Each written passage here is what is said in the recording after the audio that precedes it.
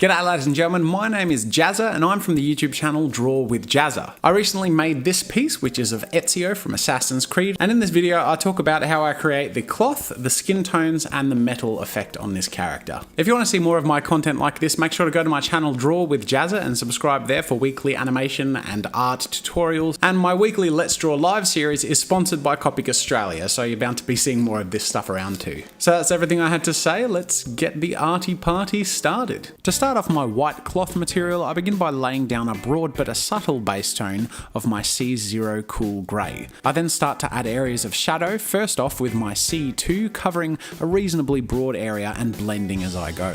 Then I start to add C4, starting to use it more conservatively, and then add in C6 in select places where shadows will start to be darker.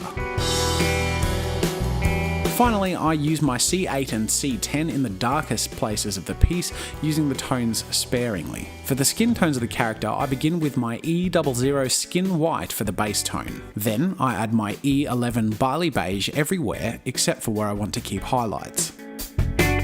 After that, I start adding some light suntan to bring out some depth. And I use my light walnut for deeper areas of shadow.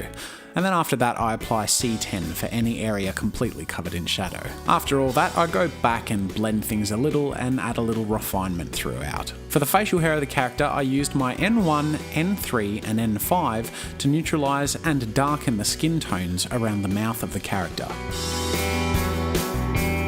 The red cloth highlights and areas of the piece use an E07 Light Mahogany as the foundation colour. I then applied a cardinal to darken the tone, and because I don't have any darker reds to deepen the tone, I improvised by using a very dark grey. As for the metal areas, I used a base of N1, leaving a few areas to act as highlights. I then accentuated the metal forms with my N3 and finally added more distinct shadows with my N5. Through this piece, I used cool greys on the cloth to make them feel light and bleached, and neutral greys on the metal so they have a warmer reflective feel. And then finally, I finished off the piece by using the E35 and E57 to colour the belts.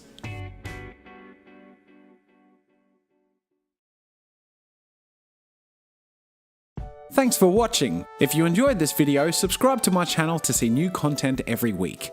Check out more of my stuff by clicking the annotations over there. That's it for now, and until next time, see you later.